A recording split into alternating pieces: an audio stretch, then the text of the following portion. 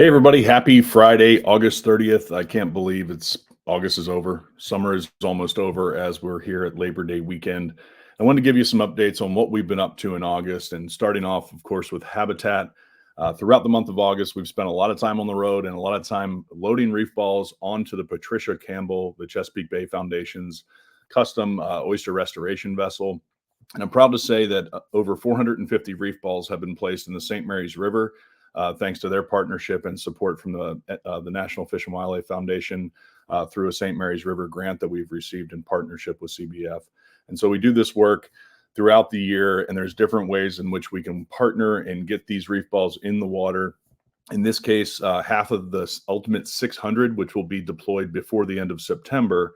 There'll be 600 in total, half of which have oyster spat attached to them. The other half do not. And so they'll get a first generation of oysters on half the reef balls and make a really fantastic ecosystem in the St. Mary's River watershed, an area that's already full of fantastic oyster life and should be a place on your list to go fishing. So get down there and enjoy it. And kudos to everybody that's been involved, including our Calvert County school partners that have helped support with volunteerism and getting reef balls right to the team at Chesapeake Bay Foundation so they can get them in the water.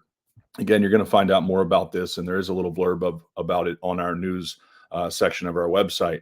And so we've got a lot going on. And of course, we're always constantly looking at what's going on with invasive species and promoting the Great Chesapeake Invasives Count. We want folks out there on the water. And next week on Live with Lenny, we'll draw our August winners with some good prizes. And we're about to start messing with some special prizes again for the Great Chesapeake Invasives Count. So stand by as we get into fall, as you get settled into school back in play or just more traffic on the road. Think about getting out there and catching blue catfish, flathead catfish, and snakeheads.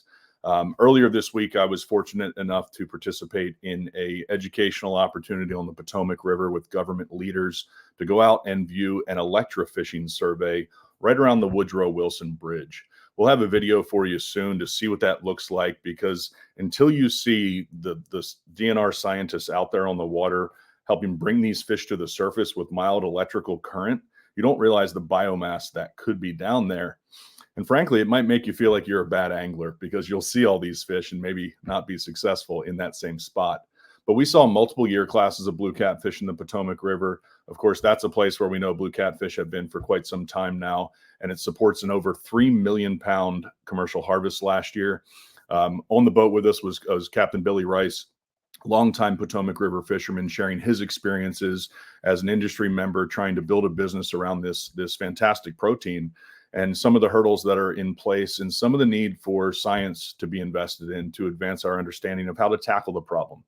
Also recognizing that it's a fantastic resource for recreational anglers to pursue, to feed their families, to have time outdoors. And so, yes, these aren't invasive species, but they present a diversity of opportunities for people around the watershed. And that's what we're here to promote and help educate people on, the good, the bad, the differences of it all as we address these invasive species issues. So it was great to see you on Tuesday, and I'll be sure to share more information in the near future.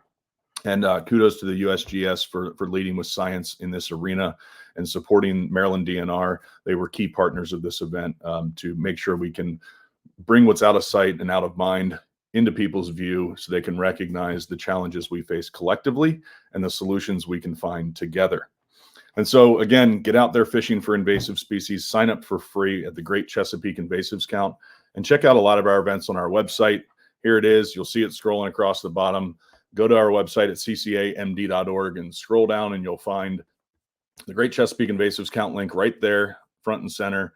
Ways that you can support habitat today for fish tomorrow. You can donate there to various programs, and we're going to have some exciting news about a new campaign on the Eastern Shore that you can check out right there, right now, in a future video coming up soon. Check out our calendar, and you're going to see, if you're viewing this in our CCA newsletter, as you scroll down, you're going to see all these events coming up. And I really want to highlight one that is important to us this next weekend. September 7th at Oyster Blues and Brews, September 7th from 12 to 7 at Port Covington Marina at Baltimore Peninsula. This is a fantastic place to access the water. This event's going to be full of great activities. You can check out some of the schedule right here on the website. Of course, just like last year, we'll have a youth and family fishing derby. New this year, we have a reef ball building activity. We have Maryland Waterways out there helping with a shoreline cleanup. And so if that's more your speed, it's just a nice way to go for a walk and help beautify the area. And we also have some fantastic family-friendly activities. So families, come on down. Anybody come on down. Bring a chair. Be ready to hang out because we have live music around the clock throughout the day. And of course, you can't have oyster blues and brews without oyster vendors. So we've got a handful of fantastic oyster farmers coming.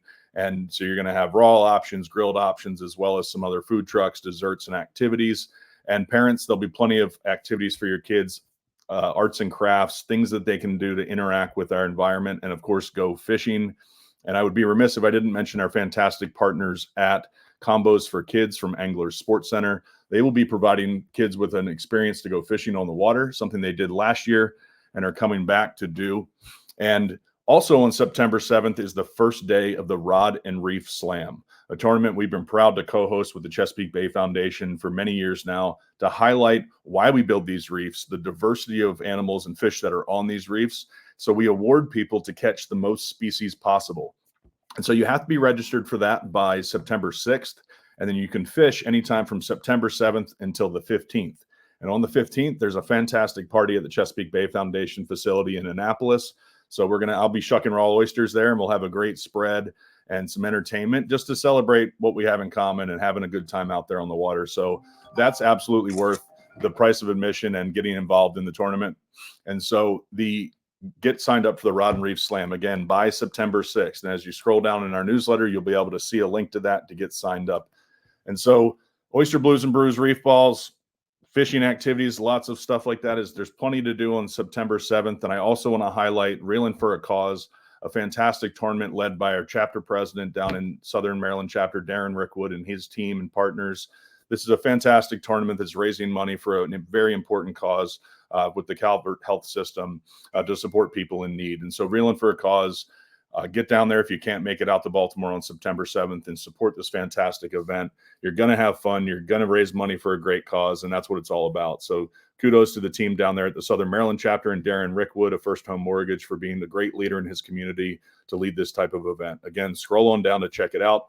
And last but not least, we're building a reef in Virginia next week, and we couldn't do that without the great support of the VMRC and their reef coordinators who are doing a lot of the heavy lifting down there to get everything ready so that we can work with our partners at Kinsley Construction and the Ocean City Reef Foundation, thanks to Captain Monty Hawkins and his invention of the reef pyramid.